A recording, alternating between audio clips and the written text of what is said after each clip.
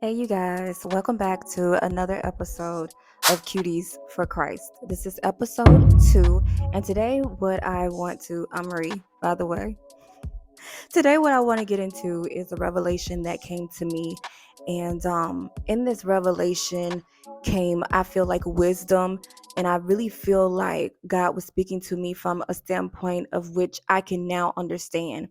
And at first, it was kind of disheartening, I guess, to is a word I can use to put it, because I was just like, oh my gosh, like I really don't understand really, why I can't have the things that I feel like I deserve, or, because we deserve nothing, honestly. So that was me, and that was on me, and that was selfish of me. But I'm so glad that God gave me this revelation in order to give it to you guys, in order to even use it as a testimony for someone else who may be going through the same thing. So I have my notebook. So if you see me look down, that's what I am doing. But I want to talk about, first of all, there's 3 words that came to me. So I was talking to my friend last week, and we were discussing something, and I was just getting ready to go back into work. And at the end of it, um, well, the only thing that's left for me to do is to process, prepare, and prosper. And for those 3 words just to come to me, I was just like, okay, Prophet Reed. But no, seriously though, like, those are 3 things that I think, 3 words that I feel like honestly are just 3 words that you can honestly use to live by, because in this you have to process the information that's given to you, and then you also have to prepare yourself to be in what you're praying for, right? And then you can prosper within that information. So this is what I've learned so far during my walk and my journey so far, right? So what I want to start with, and what I want to focus on mostly, is my prayer method and what prayers actually do. So I found this post online, and I'm going to read it to you. So it says, prayers don't just change your situation. Prayers changes you. A prayer changes you to become more loving, to become more forgiving, to become more patient. Ultimately, it's aligning your heart towards God's heart and plan for you. And when I looked at that, I was just like, you right. Because let me tell you something. This is the thing for me. Like, when I first started on this journey, I was so caught up in trying to change my situation, thinking that my situation, I really believe that if I changed my situation and changed my location and changed where I was staying and changed my job and changed who ultimately I was around, like I wanted to be around new people that I didn't know. I really thought that it was going to fix my issues, that it was going to fix everything. And I don't want you to get that confused when I say prayers don't just change your situations, because God will bring you out of a situation, right? He will do that. He will change your situation for you. But sometimes you have to look at yourself and make sure that it's not you who needs to change. And in my situation, it was me who needed to change. Like, I don't want to admit it, but it was me who actually needed to do the changing. And once I realized that, I feel like what I was going through was so much smaller than what it really was. And I wait differently. And I seen a post that said, once you know why you're waiting, you wait differently. And for me, of course, I seen it, but I was just like, until you live it, until you have a testimony behind it, you really don't grasp it like you can, like you can once you've been through it, and once you've grasped it. But I realized that I had to change. And the things that I was praying for was peace. I was praying for patience. I was praying for discernment. And now that I realized that it was me who needed to change, the way that I'm going on and doing things is so much more intentional. The way that I approach people and the way that I respond to people is so much more intentional.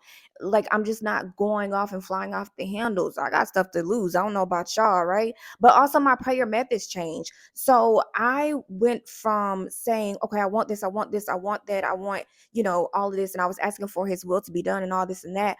But in actuality, and probably without me even really noticing it, I was asking for so much. I want this, I want this. And of course, I was praying for other people and I was praying for my friends and things like that as well. But it got to the point where I was like, girl, you need to start praying for his ultimate will to be done. Mean it, right? And then live in that. Because if you don't, then you're doing all of this praying, all of this and it's for nothing because your heart's not there. Your heart has to be there for real, for real. And that was what I was trying to get to. And I think that's what I am growing into. So this is a journey for me. Like I said at the beginning of the first podcast, I want y'all to see my journey for what it is, the ugly, while it's in it, because I feel like so many times we see people who are already on the other side and they can tell you, this, that, and the third. But listen, I'm telling you from my standpoint of me going through it right now. Okay, I just started this journey and took it seriously back in November of last year of 2023 when I felt like my whole world was falling apart. So I want y'all to know this is real new to me, and your girl got a lot of growing to do, but we get in there and it's baby steps. And it's just like, it's okay to reward yourself and to applaud yourself for the little things, but yeah, so making sure that I'm asking for his will to be done in my prayers and believing it and knowing it, right? And I want to go on. I want to move on from that. And I know that's that might be a little word for you, but I'm sure there'll be places and times where I want to go back to that. But also, I want to talk about things like idolizing things, because I think for me, I started idolizing relationships. I started idolizing marriages, jobs, people's lives. Again, their locations, because I wanted to move. I thought if I moved, I could change everything. I could make it better, whatever, whatever. And that just wasn't the case. And I had to reflect on that. And I had to say, you know what, this is not of God. And I can't say one thing that I'm waiting patiently and I'm waiting on him and I'm waiting for him to do and move on his timing if I am still so caught up in somebody else's situation, somebody else's life, wanting that, wanting this. And it's okay to use it as inspiration, but there's a fine line between inspiration and idolization, if that's even a word, girl. I don't know. God is giving it to me. No, but for real though, there really is a fine line between idolization and I think in using somebody as inspiration. So you just have to find that healthy balance between the two. And that's something that I'm working on, because I look at these people on YouTube, or people with businesses, or people with relationships and marriages, and I'm just like, I want it, I want it, I want it. But listen, if I'm gonna say God's will be done, then God's will's got to be done. And I got to be okay with that. But also, he knows the desires of my heart. So I just got to wait a little bit differently, right? Okay. And then I'm going to move on too, because I want to say about worrying. I wanted to worry less. So I pray for patience. I pray for healing, all of that good stuff. And I just had the urge to want to do better, to want to be better, to worry less. I feel like I'm getting to the point now to where when they say give it to God and don't worry about it, I feel like I'm getting closer and closer to that standpoint. And God, I thank you for that, because I was, I really don't even know. I was just in a zone. I was just in a space where I really just didn't know which way to go, which way to look, who to trust. I'm talking about people I've known for years. I didn't know who to trust. I didn't know if they were for real about what they were telling me or if they were just talking. And that goes a lot deeper than what I'm willing to go into right now. But it was definitely something that I had to just stop worrying about. Stop worrying about past trauma. Stop worrying about, what's gonna happen with this, or what's gonna happen with the thing that I did with that. Do it, pray about it, let it go. You know, that's that's where I wanted to be. And right now I feel a lot better. I feel more content with where I am. I feel like more content with the position that he's put me in. And I feel like I just feel better about everything. I feel happier. I feel like I'm progressing. And even if nobody else sees it, I see it. God sees it. That's all that matters. And like I was saying before, I'm just waiting differently. I feel like I went from 2023, where I went from feeling like a cloud was hovering over me all the time, to feeling like, dang, I'm finally on cloud nine, and I'm waiting on that cloud to, like, right now the clouds just pick me up, right? The cloud don't pick me up where I'm at. It's met me where I'm at.